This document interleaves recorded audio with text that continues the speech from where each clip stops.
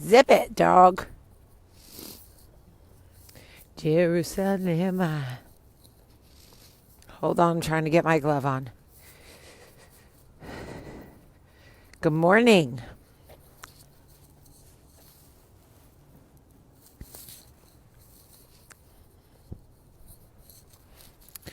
Good morning.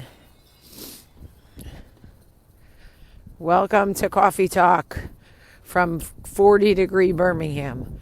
Let me tell you, when I tell you I didn't want to go out walking this morning, I did not want to go out walking this morning. I made every excuse in my mind to be like, well, I don't need to do it. It's Thursday.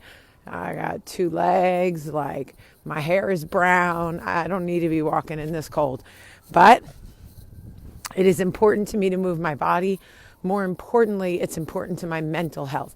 So when physically I don't feel like doing it, which is almost always in the cold, I remind myself how much better my day will go if my mental health is in a good place.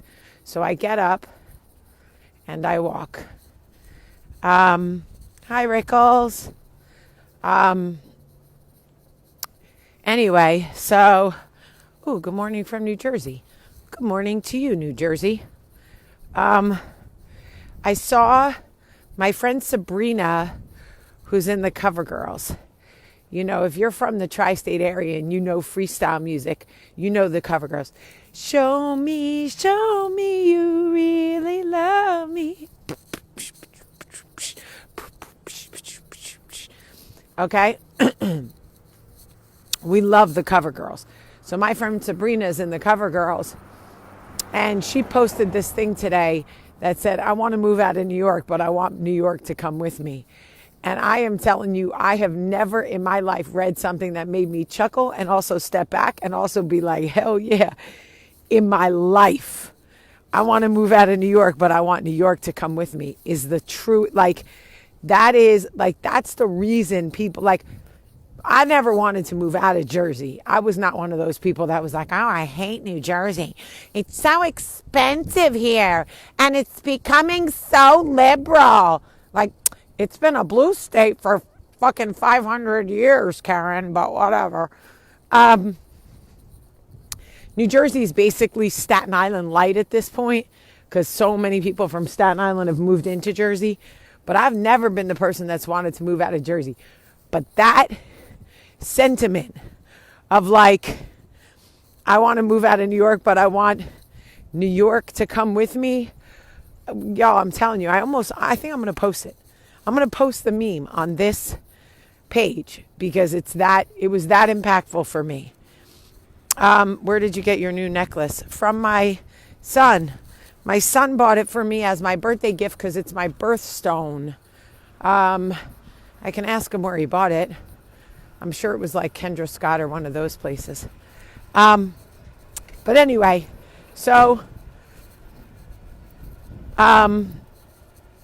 okay, so I want to tell you guys. So the other night I lost my damn earbuds are coming out. You had one job, earbud. One job. So I lost my engagement ring. First of all, is there anything more annoying when you lose something than when someone says, do you know where you lost it? Fran, if I knew where I lost it, it wouldn't be lost. Retrace your steps. Oh God, your comments are not helping. And I know they're meant to help. I know they are. But I don't wear my engagement ring enough to know the last time I had worn it because I only wear it on special occasions. I never travel with it. So my best guesstimate was that I wore it last Thursday for date night, but I had no proof of that. Long story short, the ring was missing. And when I tell you I cried for hours. In fact, I woke up from my sleep crying. In fact, I cried so much that my Fitbit sleep register did not even give me a sleep score and said I slept 4 hours and 34 minutes that night because I was up. So I was so filled with so much despair. And let me explain something to you. Engagement rings, I would say personally, are in the top 3 most prized possession for a woman. I know we're not supposed to get so tore up about physical things, and I understand that, but the sentimental value of the token of your chosen person, your penguin, your lobster, they pick something out for you. They give it to you as a gesture of their love and fidelity. Yeah, you saw that fucking side eye, but you know what I mean, okay? And there's so much history between you two shared in that ring. And also, I want to give that ring to Olivia. That's my gift to her. That's my heirloom. Look, I'm not a passer downer. My family was not, big on tradition, passing shit down. Like, I don't come from that. That's more of a Southern thing, I think. Like my mother-in-law, she's got a whole list of things she's passing down to her grandchildren. But my grandmother gave me a couple of things I have from her, but most of it I got when she died. But I want to heirloom this ring to Olivia. She's my firstborn. She's my first girl. And I want her to have it. Whether I give it to her when I die and she passes it on to her, I don't know. Or her husband proposes with it. I don't care. But then I guess I don't have my ring while I'm still alive, which sucks. But I could get another one for that. See? That I don't care about. But anyway, listen. I felt when I lost the ring that I had lost the most significant part of my past and one of the most significant parts of my future. And I could not get over it. I couldn't forgive myself. I couldn't get past the despair. I was sick over it. I'm talking about physically ill. I have not felt that level of despair in a very, very long time. So anyway, I prayed to St. Anthony. I got up, St. Anthony, please come around. I lost my engagement ring and it needs to be found. St. Anthony, please come around. I lost my engagement ring and it needs to be found. And I believe in St. Anthony. Now, I know not everybody does, but I do. I had Father Bob praying. I had everybody. Everybody was praying. And look, I believe in it. I just do. So Charlie got up yesterday morning and she came down at 6:15 and I got up and we went into the kitchen and she said, let's pray to St. Anthony. So we prayed to St. Anthony together a couple of times and then she got dressed for school and she said, I'm going to go look, Mom. And I said, Charlie, I was crying. I'm telling you, I was crying from the time I woke up to the time I went to bed. And I said, Charlie, I looked everywhere. This baby went into my bathroom and she searched through everything and she didn't find it. And she pulled the drawer out of its track to search it, to take it out and put it on the ground, right? Because that's a child's mentality. And when she pulled the drawer out of the track, she heard a clink. And she was like, what was that? So, you need to put an offering in the poor box. That is right. I have to make an offering today. I must make an offering today. Okay. I cannot forget that. Thank you for the reminder. Yes.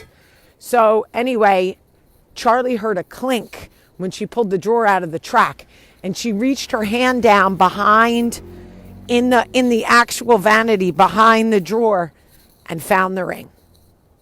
I promise y'all I never would have found that. I promise you I never would have pulled the drawers out of the track. I promise you that would not have been the way I search for things. So lo and behold, morning, Charlie found the ring. I gave her $100 and She is my St. Anthony. She is my seeker. She is the most determined child I have ever met. She lives to help people find things. Like Charlie would make a great missing persons searcher. So Charlie, or she would definitely catch your man cheating. So if any of y'all wondering if your man's cheating, dial 1-800-CHARLIE-SEEKER and Charlie will find out for you, because Charlie can find anything. You could have her come into your house and look for something that's missing, your passport, your sock, your damn whatever. Charlie will find it. So anyway, she found my ring. I wore it all day yesterday. I didn't stop looking at it. And I just, like, for whatever reason, the universe thought I needed a jolt, a reminder of the significance of my connection with Michael. And because that's what that ring symbolizes. It's not about the jewelry.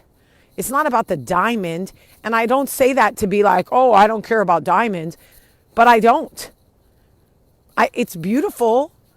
But the ring symbolizes so much shit that Michael and I have been through and what we went through before we got married and the choices that we've made and the choices we continue to make. And it was just too symbolic for me. I could not heal. I'm telling you, I was sick. So anyway, Charlie is just magical, y'all. I swear to you. She was a C-section, and I wonder if she was spared from my bad vagina voodoo. She got to come out of the world out of my stomach. Maybe that just gave her some magic or something. I don't know. Because the other two passed through the birth canal, and they could give a fuck. They don't want to help. They don't want to. I'm like, okay, well, just so you know, I pissed my pants because of you, but that's cool. Don't get up and help me find my ring. So anyway, so I wanted to tell y'all something else that I learned in this class, this online class, screenwriting class that I took. Because that's another thing I'm trying to do is oh my God, I have something to tell you guys. Holy crap, I forgot. Okay, don't let me forget. I got to go back to that. But anyway, I'm trying to reinvigorate myself and try to figure out if I want to like keep writing movies and stuff, or if I want to go open a coffee shop. You know, I've been talking about this for like 3 months now. I can never make a decision right now. But anyway, I was listening to this lecture on the Chinese film market, and I love you back. So, you know, Americans have obviously a very strong, visceral reaction to China because of the communist government, right? We're a democracy for the most part, and we don't do too well with communism, which is fine. But I was listening to the lecture about the Chinese film market and the types of films they allow in. And we call it, as Americans, censorship. We don't like censorship. We call it censorship when the government decides what you are allowed to consume, right? We don't like that. Less government, more whatever. Okay. So I was listening to this person talk about his experience with the Chinese film market and why they make the decisions they make. And I know a lot of people listening who are American were dismissing the conversation because in their mind, it's like communism. We know why they don't let stuff in because they want to control whatever. But what I learned because I decided to listen, okay, is that film consumption is a cultural enterprise in China, not an entertainment enterprise the way it is in America. Meaning in America, we have a tremendous sense of disbelief. We will watch anything, consume anything, and understand for the most part that it's make-believe, right? So Chinese market consumes much more grounded films. A couple of things I learned that I thought were fascinating. I'm going to teach you even if you're not interested in film, but I think culturally it gives us food for thought. So Star Wars, massive film in America. Forget it. T-shirts, comic books, fucking bobbleheads, stickers, NFTs, movies, this one, that one, R2-D2, C-3PO, Star Wars, right? In China, Star Wars didn't do well. But you know what movie did well? The Martian, okay, with Matt Damon. You know why? Because it was grounded. Because it was a human triumph story that culturally empowered the people of China. Not that he's Chinese or whatever, but the spirit of the film was like, you can be this person too. Okay? Now, I get it. Communism is still communism. Do not mistake my fascination in this film lesson for like being down with communism. I'm not. But I think there was a very interesting lesson here. Chinese government, they approach film like, will this film help or hurt our society? Will this film help or hurt the mental stability of our people? Now, some would argue they don't want their people to be free thinkers or whatever, but I'm not arguing the politics of China because nothing I say on this Birmingham Hill is going to change it. But this is really fascinating. They don't allow any supernatural movies or ghost movies. None. Okay? And this American goes, excuse me, I have a question. Because you know, Americans, we can't fucking imagine. Like, it's so far from our purview, right? Is the reason that Chinese government doesn't allow supernatural movies because they're communists and they don't believe in the afterlife? And the guy was like, no. Good thought, though. They don't allow supernatural or ghost stories. Hold on. Hi, sweetheart. Oh, what you doing? Okay. I'm sorry you're feeling bad. Michael has a man cold for the 80th time in a week. Swear. Hi, Sandra. Oh, Sandra. Okay, so they don't allow any supernatural or ghost movies because they believe that this type of film breeds fear amongst a people and breeds conspiracy and mania. And they don't want their people to be fearful or manic or full of conspiracies.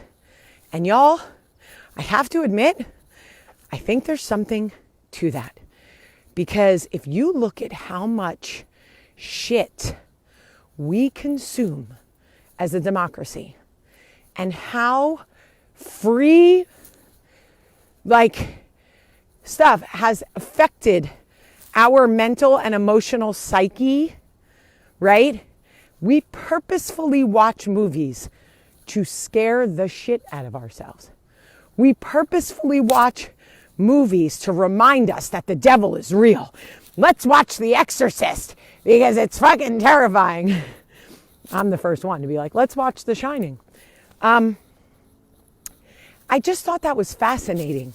Like, if you want your movie to do well in China, which is the second largest film market in the world, okay, right behind America, you have to have a story that is based in realism. Also, I learned that China does not have a rating system.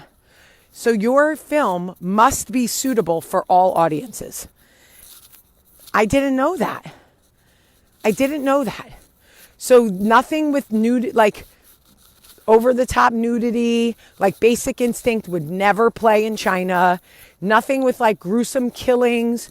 So like, you know, Nightmare on Elm Street would never play in China. So nothing like that. Now, Is that censorship in some way? Sure. If we just don't show it to you, you'll never behave that way. I mean, there might be something to that. I don't know. I would, it's kind of like Clockwork Orange. Remember that movie?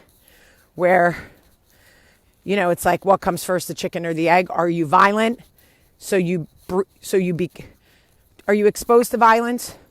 So you become violent? Or are you violent and the overexposure to violence is what makes you less violent? I don't know. Anyway, listen, y'all, I was fascinated. It was riveting to me. I was like this. So I just wanted to share that with you. Oh my God, I just found Max's glider. Oh my gosh, he has been looking for this glider forever. But look at, can y'all see that? Right there? But how am I supposed to get that? It's in a bunch of stickers. Nope. Sorry, Max. Yeah, the purge would be out. The purge will not play in China. So anyway, look, I think it was just fascinating to me. That's all I'm saying. I'm not saying I agree with it. I'm just saying I don't know enough about the politics of China to determine whether I can tell you I'm not the best person to make a determination. But I do think it's fascinating that they don't want ghost stories in their country because they don't want their people to be haunted. And I think there's something fascinating about that. So anyway, lastly, I want to tell you that people are going to use very weird tactics to creep into your space. And I need you to be on the lookout, okay? I need you to be on the lookout for people who are using concern as a way to be in your business, okay? You got to keep your eyes open because these people think they're slick and they come at you with concern for your husband, concern for your family, concern for your finances, concern for your business. But really, they just want to be in your space and in your business. And you have to learn discernment there. Is this person really concerned for me? Do they have genuine concern for me? Are they coming to me with the best intentions? Or, hold on. Hola. Bien. ¿Y tú? No, aquí. ¿Cómo estás? ¿Y tu sobrina? Ella estaba feliz. Yo creo que yo tengo algo más. 2 muñecas. Muñecas. Anyway, there was something else I wanted to tell you, but now I can't remember. And it will come back to me. And I will tell you. Look at my pool. If that's even what you want to call it. You want to see? Hold on. Baby, does it keep disconnecting? That's annoying.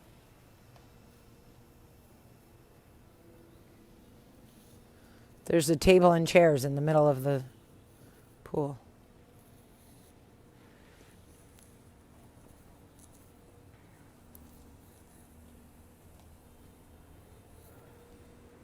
Happy birthday, Tiffany. Anyway, I do have something to tell you, and as soon as I remember, I'm coming back. I love you guys so much. Thanks for listening to my ramble. I love you. I hope this is a fun start to your day. I hope you have a great, great day.